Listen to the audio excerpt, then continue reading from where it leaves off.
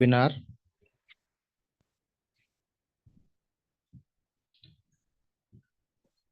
I am Mr. Rahul Udata. I am the placement executive at Pimpri Chinchwad University. Okay, and today I'll be presenting a webinar on resume writing as well as the applicant tracking system. Hope my audio is clear. Can anybody Yes, it is respond? clear, sir. It is clear. Okay, thank you. Thank you. Sure.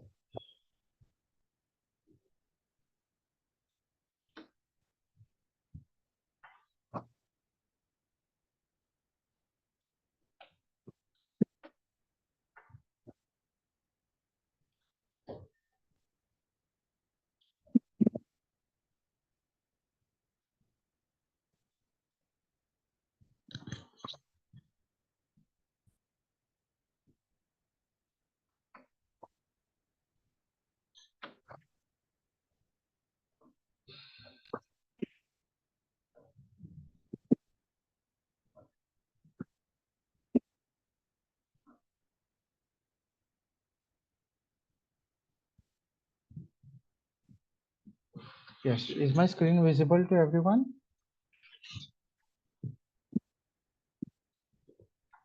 Yes, Okay. it is visible only. Okay. So as I said that today I'll be presenting a webinar on resume writing and ATS, that is applicant tracking system. So we'll go from the scratch that let's see what is a resume first. Okay.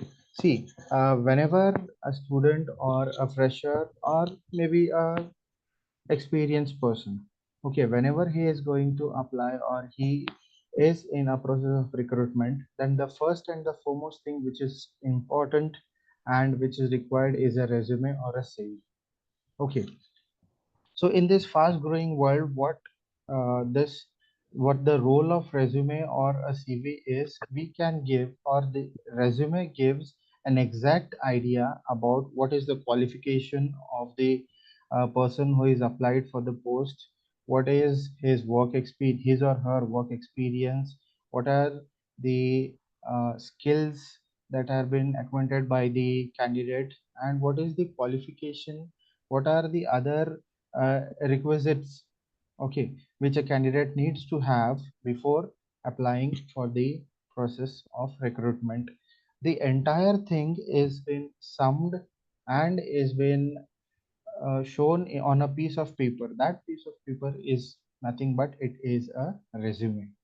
Okay, and resume comes in part when the word resume comes in part if and when a fresher is applying for a recruitment process or for a job, and the CV comes in a place when a person is experienced, he holds some experience with under his belt, okay, and is applying for an opportunity recruitment. Okay, so this is the basic difference between resume and a CV. To make it very short, resume is used by freshers and CV is used by a person who holds some experience.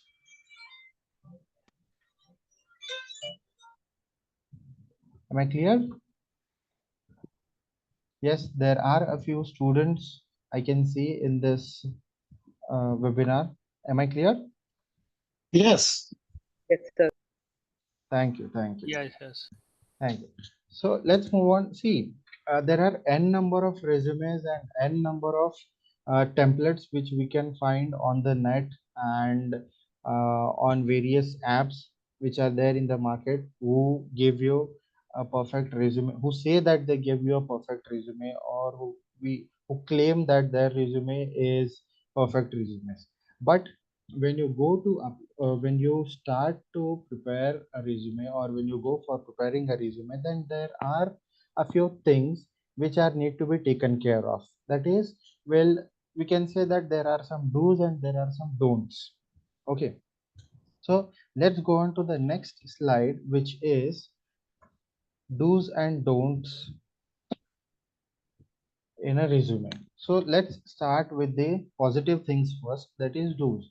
What we have to do, or what are the mandatory things that are required in a resume, or are required on that piece of paper which needs to be considered as a resume. Okay, the first and foremost thing is you need to give your information in a clean and simple format.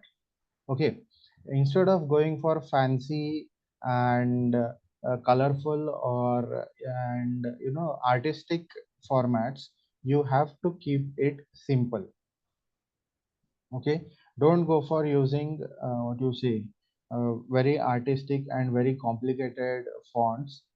Instead of using those fonts, you can use very simple fonts.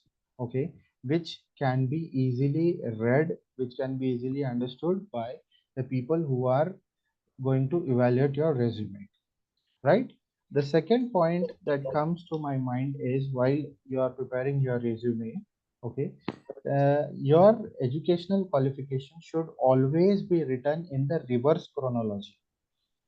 Let's say you are a graduate now, okay, and you might have done your schooling. Before schooling you might have done something else. Then this the hierarchy or the chronology should be, the latest should be at the top and the least last one should be at the bottom. So your graduation will be the first one, second will be your 10 plus 2, third will be your 10th grades, and rest. This is how should be your chronology. So always keep in mind, students, that reverse chronology is the key when you are going to mention your qualification in your resume, right? Now the third one, let's come to the information that is given in your resume. Okay, the basic information which is required to be added in a resume is your contact information. Is firstly, it should start with your name. Obviously, name should be the first, then should be your contact details. In your contact details, there is no need to include all your phone numbers. There should only be one phone number which is used, which is most commonly used. Okay, and the next should be your mail id. Mail id, there's a lot of caution should be taken when you are adding your mail id. Makes you have to recheck twice and thrice when you after adding your mail id into your resume. Okay, and the next thing which comes into my mind is the LinkedIn profile. It is very commonly used, and it has become a need of an hour that each and every fresher should have their own LinkedIn profile, and it is mandatory nowadays to have a LinkedIn profile mentioned in your resume. So I would request all the students to please make a LinkedIn profile and add your LinkedIn profile on your resume, right? Am I clear? Now the next part, the next part is proofreading.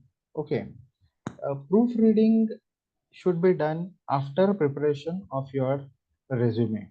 Okay, see, once you feel that yes, you have prepared your entire resume, then you should go through the words, you should go through the spellings and grammar that you have used. There are various apps which can help you in doing this. I know at a fresher's level, proofreading will be a tedious task, but you have to do it, and you can do it with the help of various what you say tools which are available on online, and which are available on web as well. Okay, and which are absolutely free. So proofreading should be done, and after proofreading, you will get to know that what grammatical mistakes you have made, what spelling mistakes you have made, and are there any punctuation mistakes that you have made. All these things will be taken care of after doing the proofreading. So I would request the students to go through this proofreading activity after you think that you have completely prepared your resume, right?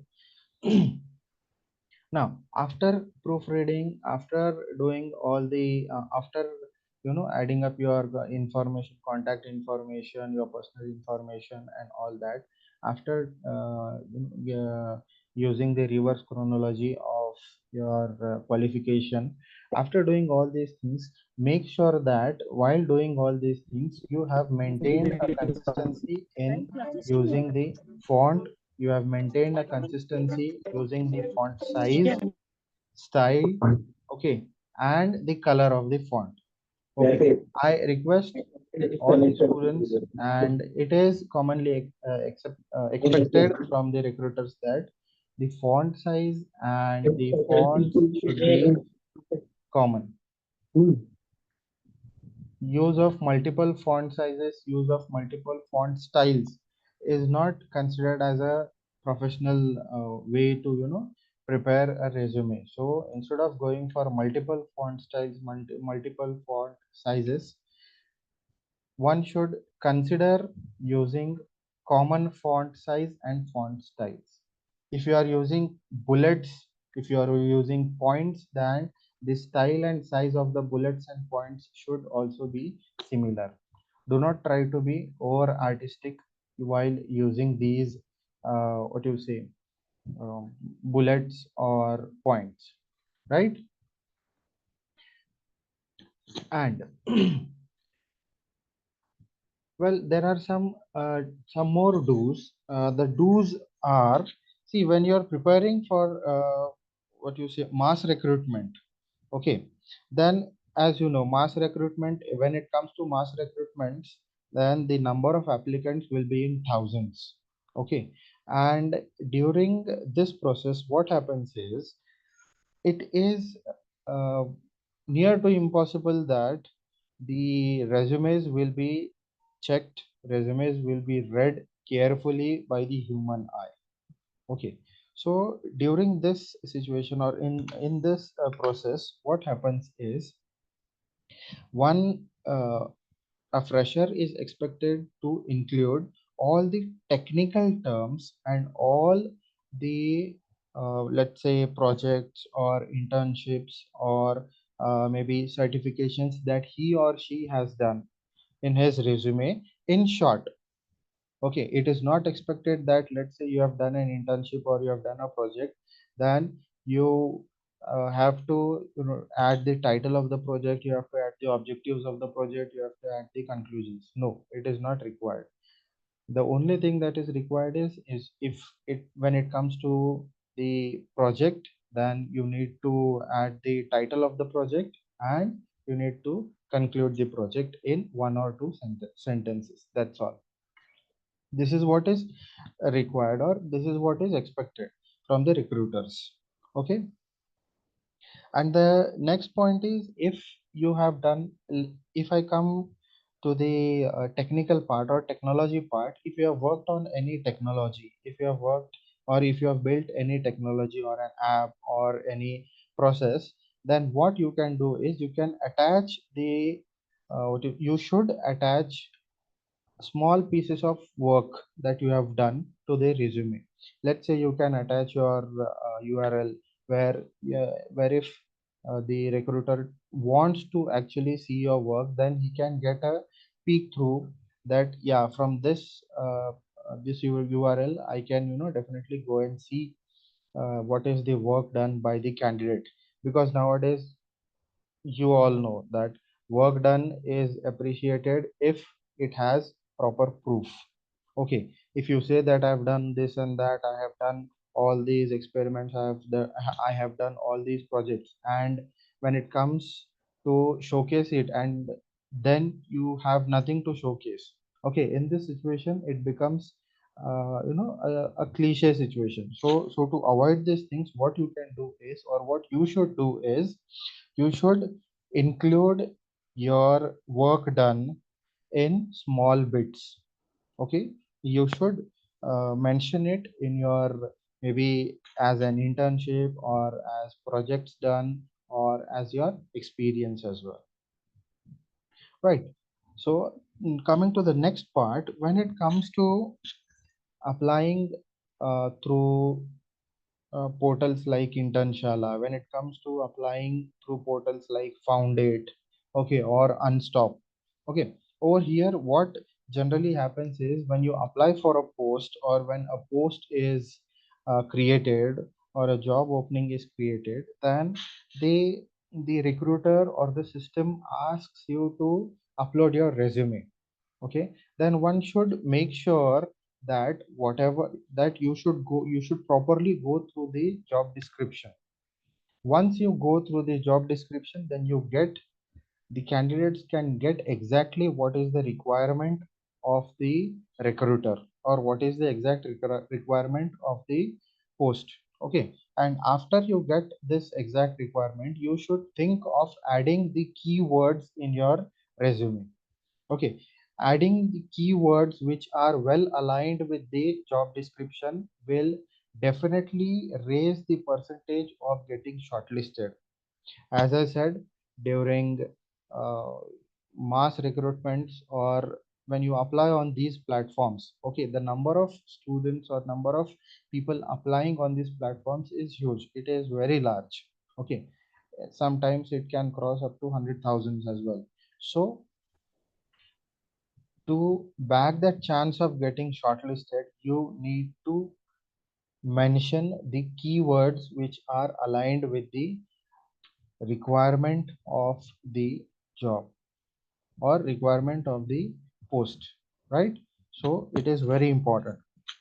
Second thing is, if in case you have uploaded a resume for, let's say, a post of intern, okay, in an XYZ company, then I would suggest that you should never ever upload the same resume to the other company, to some other company.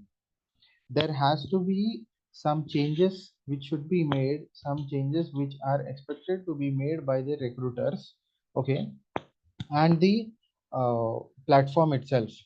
When you make some changes, when you make subtle changes in your resume, then after making these changes, whenever you upload your resume into these platforms will consider that you have updated your resume, and after updating your resume you have uploaded it, okay. So instead of keeping on uploading the same resume, what I would suggest is you should, or the students and the freshers should, at least add a few technical words and remove a few technical words, or add a few certifications that you might have done, okay. Remove a few older certifications, add new certifications which are the latest ones, okay. By doing this, what happens is whenever the number of times of uploading, okay, the how many number of times you have uploaded your resume, you have updated your resume, this is what the entire cycle is tracked by these what you say platforms like Internshala, Foundate, Unstop, and many other.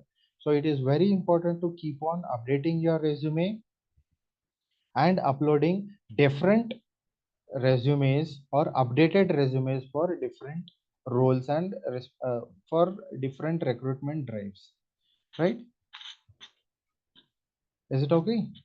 Students, are you getting it? I can see a few students. You can unmute yourself and you can respond to the questions if you know the if you have got what I'm saying.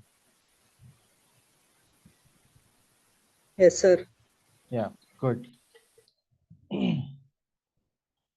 So I think whatever I have summarized are all the do's or are all the positives that you have to include in your resume. Okay. Now, after doing, see, once you do all these things, okay, or once a fresher does all these things, then there is a high percentage of his or her resume getting shortlisted.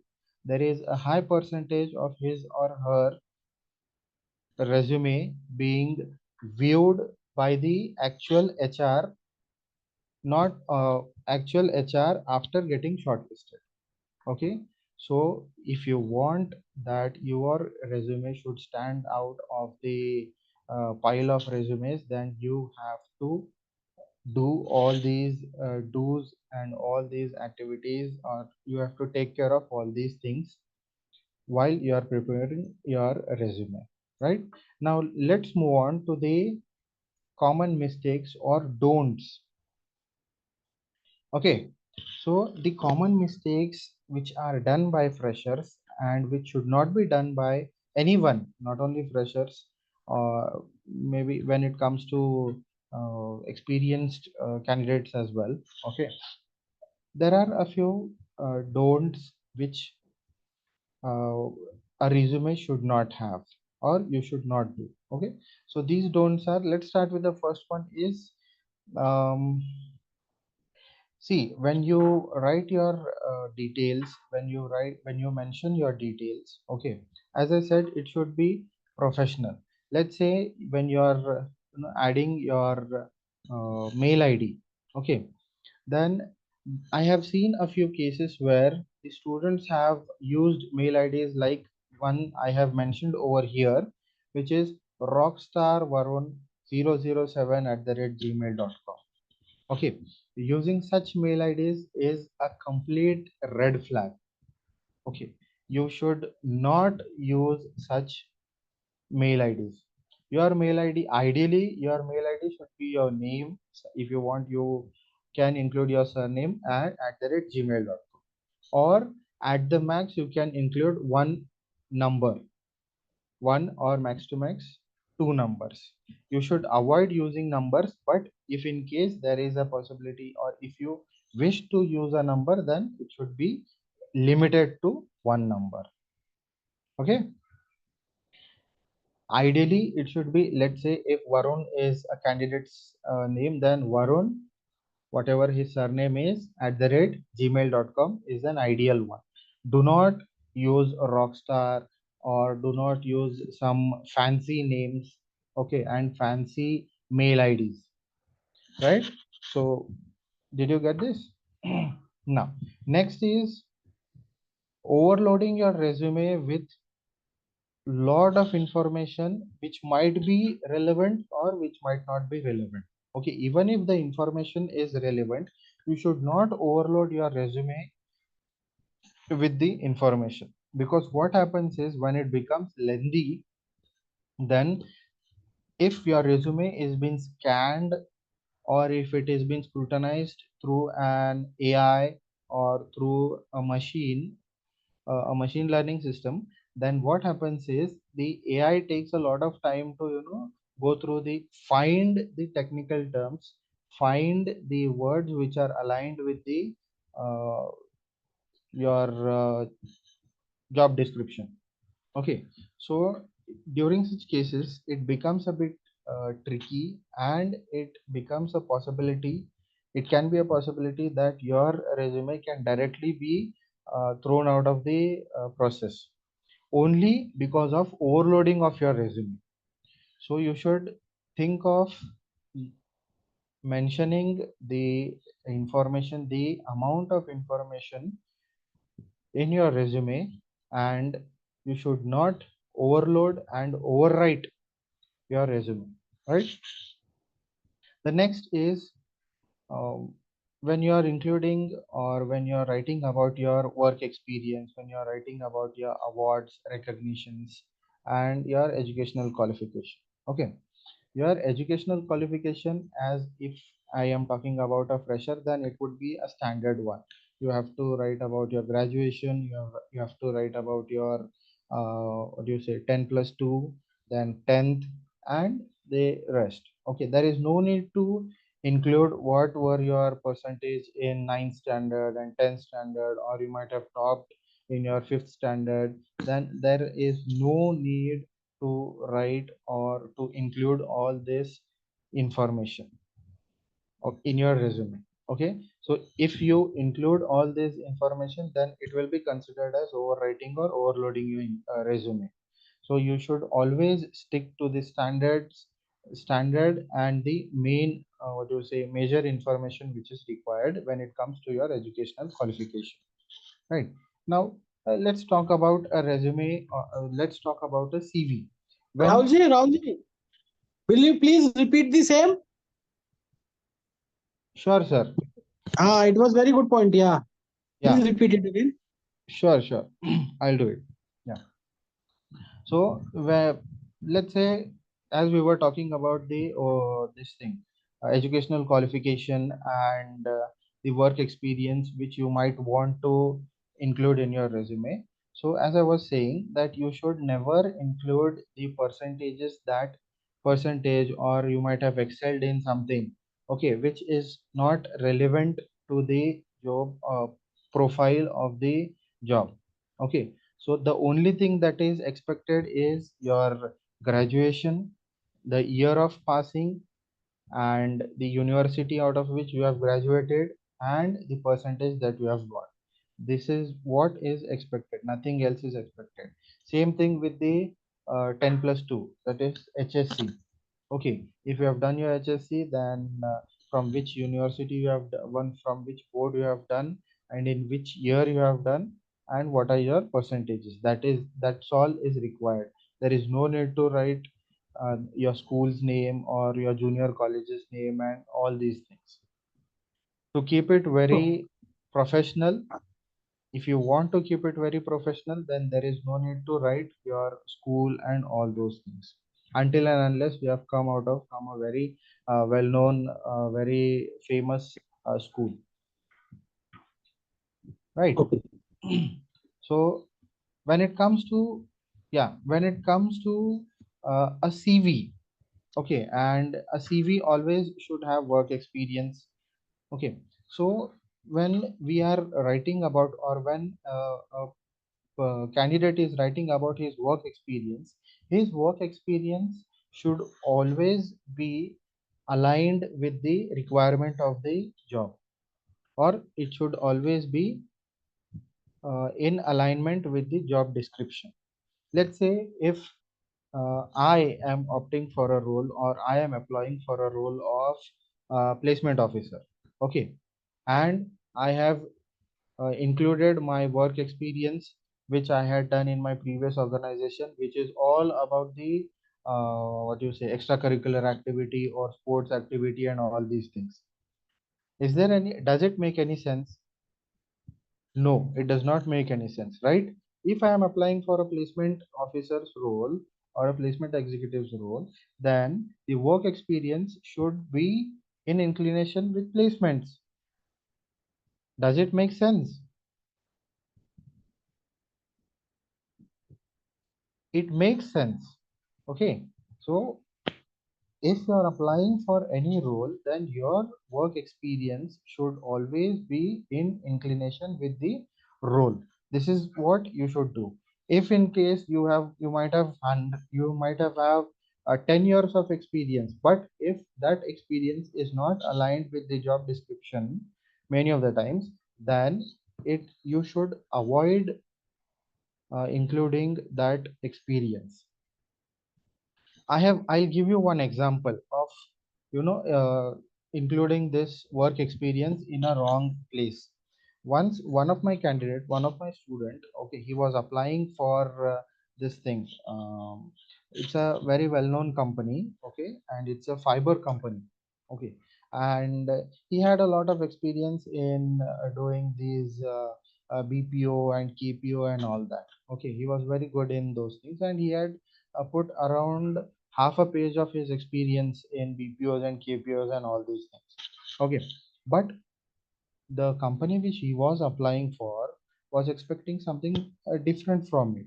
Okay, and as soon as the recruiter saw and went through his experience portion, okay, then he made up his mind that, or he or that recruiter made up his mind that this candidate is not okay, or this candidate has nothing to do with the requirement that I have posted.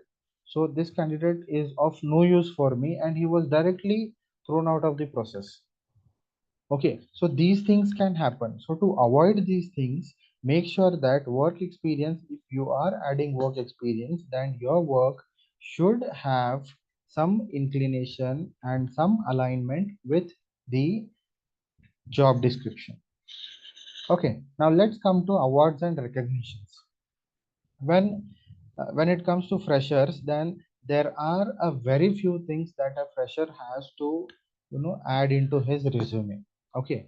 And as he or she does not have very much of technical knowledge or very much of technical experience, what the candidates tend to do is they tend to add awards and recognitions that they might have got during their schooling, during their 10 plus 2, or during their graduation. Okay. I have seen various resumes where the students or where the freshers have added awards which they have got in painting competition, that to school level or regional level painting competition. They have included awards which they have got during their inter college competitions. Okay. And that too for cultural activities. Okay. So when you are adding these awards and recognitions, make sure that these awards and recognitions carry some weightage. Let's say if you might have participated in a national level hackathon, or you might have participated in a national level project competition, or let's say a poster presentation, and even if you have a participation letter of these such what you say such events or such competitions, they are okay to they are considered as awards and recognitions. But if you have got any like you were a winner of a dance competition, or you were a winner of any singing competition, or any other competitions which have nothing to do with your professional career or with the requirement of the recruiter, then it is considered as overloading of your resume. So to avoid these things, what I would suggest is what a fresher should consider is think before adding the awards and recognitions. Are these awards and recognitions really aligned with the requirement of the recruiter? Are these aligned with the professional growth of the fresher or the candidate? Okay. So one should not include the unprofessional or cultural. Let's say I'm just giving an example of cultural activities. Let's say a cultural activity where he had participated, he or she had participated, then the candidate should not include these awards or recognitions. Whereas if you have any technical activity, where you have taken a part in any technical activity, you were a runner up or you were a winner of any technical activity, then yes, you can definitely go for adding these awards and recognitions into your what you say resume or CV. And when it comes to publications, yes, publications are required. Publication, if you add publications in your resume, then definitely your resume gets a weightage to it. Okay. It becomes more what you say appealing with respect to the technology part. Okay. But many a times what happens is students or freshers do their publications or whatever the publications they might have done.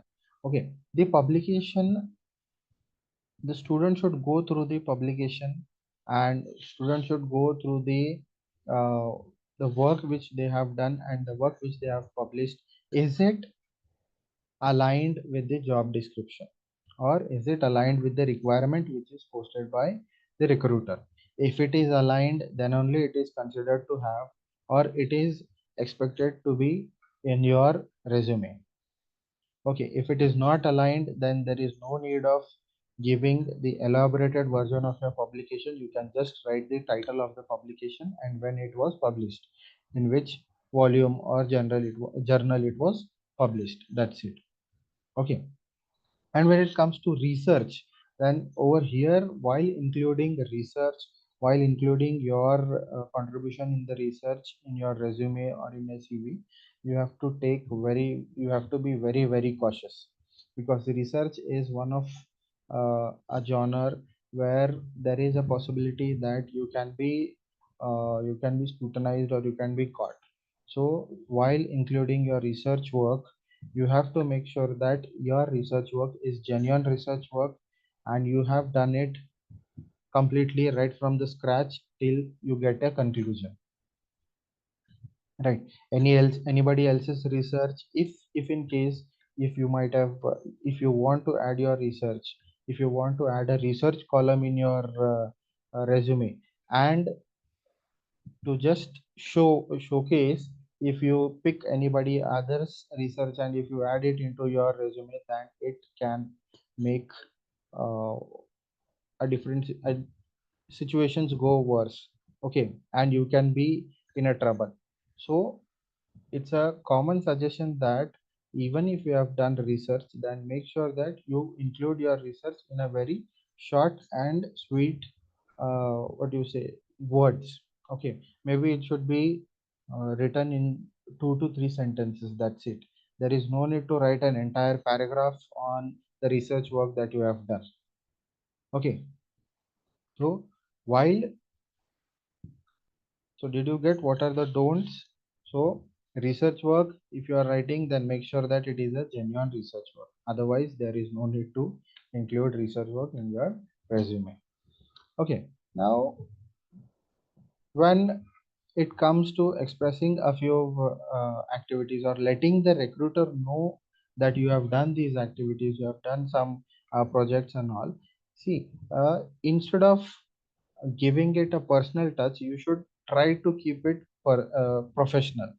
Okay, I have done this, I did this, I made this, I was the creator. So instead of using all these I done, I am the creator, or I was the one who made it, instead of using all such words or all such set of words, one should consider using professional language. Okay, one should consider that I programmed it, I prepared it.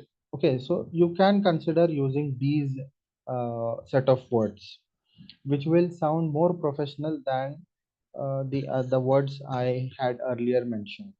Okay, so keeping it, see, while what I feel is, and what all the recruiters expect is, the student should follow the follow, and the student should keep it simple. If you keep it simple, then there is a high rate, or a high rate of getting moved to the second round, or getting shortlisted. If you make it too complicated, if you make it too artistic, and if you overload the resume, then there is a fair bit of chance that your resume might not make it to the next level.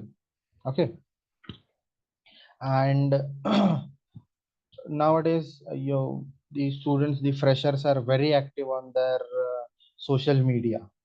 They are very active with their hobbies and all. But is it required to add hobbies and your social media activities on the resume? I My personal view and most of the recruiters view is no, they are not interested into your social media activities, your social media status and all. Okay, so even uh, if you might have million followers on your social media, but when you are applying for a technical job, when you are applying for a job which is into something else, which is not in inclination with social media, then there is no need of adding your social media status or social media activities that you might have done in your near past. Okay, and when it comes to hobbies, then nowadays this is a common practice. When it comes to hobbies, then reading is my hobby, playing cricket is my hobby, and let's say cooking is my hobby. Okay, these are the 3 4 hobbies, common hobbies, which uh, the freshers tend to include in their resume. But when it comes to reading, then reading itself is a very what you say when you include reading, then there should be some preciseness, that if I say I am including reading as my hobby, then reading what? Reading storybooks, reading novels, reading research papers, reading news. Okay, all these things are to be mentioned. Okay, if you say that reading is your hobby, then you have to make it very precise that yes, reading is my hobby, and you can make it a bracket and write that storybooks, reading novels, reading comics, okay, reading news articles, reading scientific articles. Okay, so this is what you can include in your hobbies section. Okay, if you say that nowadays it's a very common thing that I am good in my hobbies is gaming. Okay, M- many of the students, many of the freshers include their hobby as gaming. Okay, gaming, but what gaming? You have to be precise. Gaming in the sense there are various, now everybody is well aware about gaming industry. Okay, you have to be precise. Gaming in the sense, are you into board games? Are you into combat games? Are you into something else? Are you into mind games? Okay, so you have to make sure that you are adding your hobbies, and your hobbies should add up to your professional this thing as well, professional career as well. Okay, so there is a fair bit of chance that your hobbies and your profession might not be aligned most of the times. But if in case you want, if as a fresher, if you want to genuinely add your hobbies, then make sure that you are adding it, and you are making it very precise. Okay, I have seen this in various lot of resumes, especially the resumes of female candidates, wherein they have added their hobby as cooking. Okay, so cooking in the sense, you have to be precise. Cooking what? Cooking uh, what exact kind of Indian cuisine I am good. My hobby is to cook Indian cuisine. Okay, you can just, you have to add just one or two words which will make your hobby, or the recruiter can have build a picture of your what do you say, mm, your personality, that yeah, if this person is good in this, then he will be definitely good in the technical aspect, or he'll be technically good in his work culture as well. Okay, this is how your hobbies can be interpreted by the recruiter. So, hobby, yes, hobbies are important, but you need to make sure that you have precised your hobbies. Don't just throw words like my hobbies are reading, my hobbies are cooking, my hobbies are watching TV, my hobbies are gaming. Okay, so instead of doing these things, you can definitely think of adding hobbies with some preciseness to it, with some technical aspect to it, right? And as I was earlier saying that freshers do not have much to add into their resumes. Okay, and to fill up your resume, what freshers do is they add their extracurricular activities, extracurricular achievements, and maybe achievements which are from a very what you say local level achievements.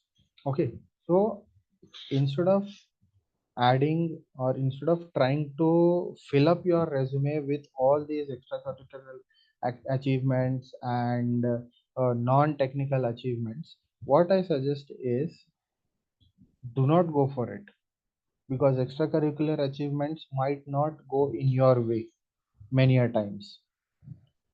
So it is better not to include all these extracurricular achievements in your resume, right? And the same that I was saying, fancy, trying to make it fancy, trying to make it artistic, trying to make it eye catchy, is a red flag. You have to keep it simple and systematic.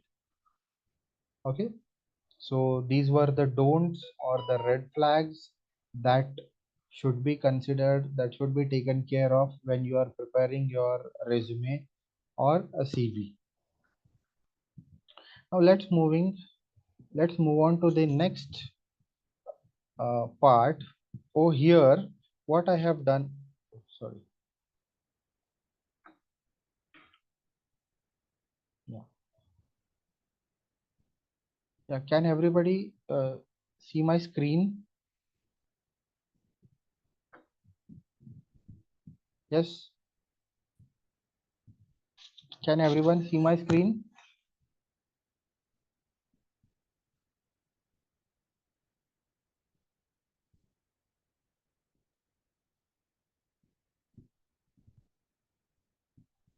Okay.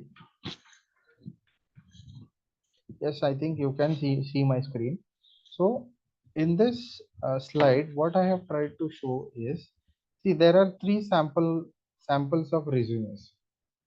Okay. And over here,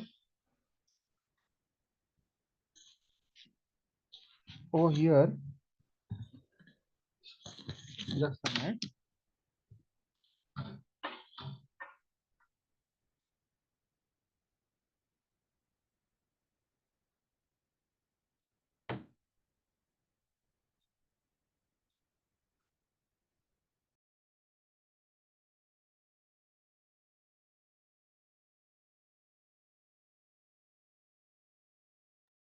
Yeah. Sorry for the break. So I'll quickly jump on to the last slide.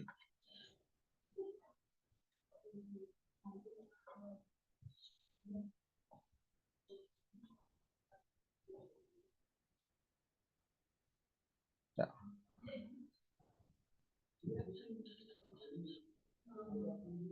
Yeah. If you can see this slide, okay, over here, there are three samples of resumes. Okay. The first one, the candidate has tried to keep it simple, but while keeping it simple, he has made it so simple that it is failing to showcase his achievements, or is failing to showcase his technicality. Okay, and the second one is over here, the candidate had tried to be very artistic and tried to show, let's, in this common terminologies, he tried to be over smart over here. Okay, so if you ever try to prepare your resume, then these two things should be avoided. Instead of going for these two things, instead of going for these two ways of preparing your resume, the third one over here is an ideal resume which a student can use for his for preparation of his resume.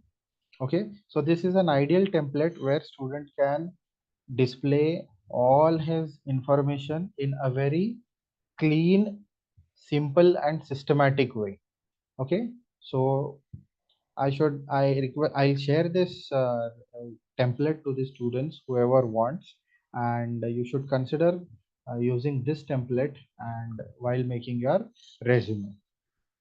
Okay, so the next part of this webinar is ATS, that is Applicant Tracking System. So Applicant Tracking System is nothing but, as everybody is well aware of, the AI, the amount of AI and artificial intelligence and machine learning tools which are being used nowadays. Okay, so when it comes to mass hiring, or when the number of applicants are very large, then what happens is the recruiters tend to use this system which is called as applicant tracking system, wherein the this system makes the job of the HR or job of the recruiters easy by removing out or by excluding the resumes which are not aligned with the job description.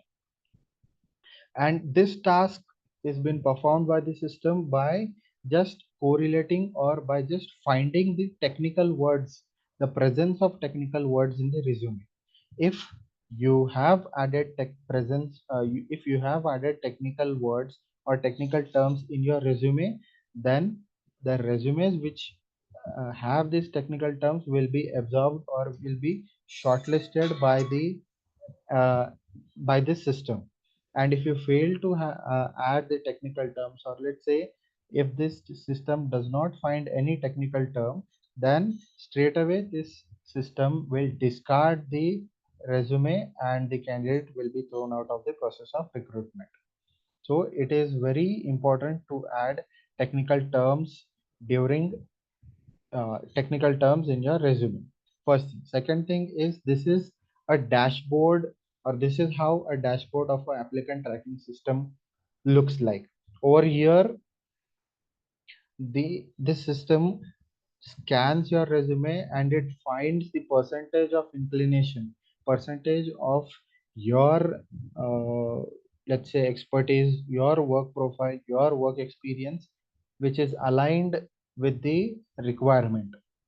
Okay, so if the percentage of inclination or percentage of alignment is high, then that particular resume will be selected by this applicant tracking system and it will be sent to the HR directly or the recruiter directly. If the percentages are low, then the applicant tracking system will certainly it will discard the resume and you will be thrown out of the recruitment system. So to cope up with this applicant tracking system, to get your resume to the next level, you need to add the technical terms or technical experience into your resume. Then only you can surpass this, or then only you can go through this applicant tracking system. Otherwise you can be caught into the trash, or your resume will be considered as trash and it will be thrown out. So I hope everybody who is attending, the students who are attending this webinar, have now got a clear picture that what are the do's, what are the don'ts, what is a resume, what is a CV, and what are the templates that can be used, how should an ideal resume should be, what are the things that you should be including into it and what not to do. Okay, so the students who are attending, did you get what is required, what is not required and all? Hello, sir. Yes. Sure. Hello, sir. Good. Good. Hello. Hello. Right there. So Hello. that was it from my side. I would like to thank the head of department of School of Management for giving me this opportunity. I would like to thank the all the heads and all the authorities who have given me this opportunity to present this webinar. And thank you all the students for your kind patience and your attention during this seminar. Thanks a lot. If you guys have if any student has any questions or any queries, you can raise your you can unmute yourself and you can ask.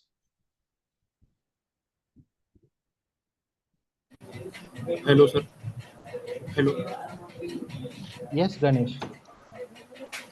Sir, can you share the PDF and some templates of resume that Sure, can be used? definitely. In fact, I have worked out on some AI tools as well, which tend to help the students while preparing the resume and CV. I'll share those AI tools as well with you after this, of course, after this webinar. Okay, sir. Thank you. Yeah. Anything else? Does any other student who have any other queries or any questions?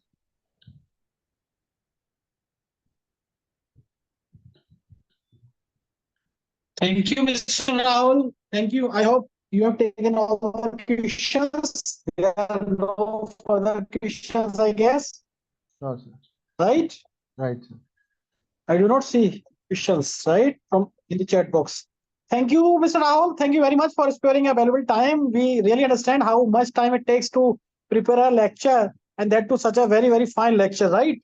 You were described about do's and don'ts of a resume, and what to add, what not to be added in a resume. Keep it simple, not to use fancy words and jargons in your CV. What qualifications to be added, and what experience to be shown, what achievements to be shown in a resume. It was a perfect, blend of entire your experience and academia which you have done over the years. So we are extremely thankful. Entire School of Management is extremely thankful to you and will remain grateful for your fantastic sharing about the entire ATS system and all you discussed. So we are really grateful and thankful to you for sparing your time and shared your views on the resume writing. Thank you very much, Mr. Rahul. Thank you very much. My pleasure. We also shall remain grateful to you. Sure, sir. Thank you, dear. Definitely. Thank you. Thank you. Thank you Thank you, so everyone. much.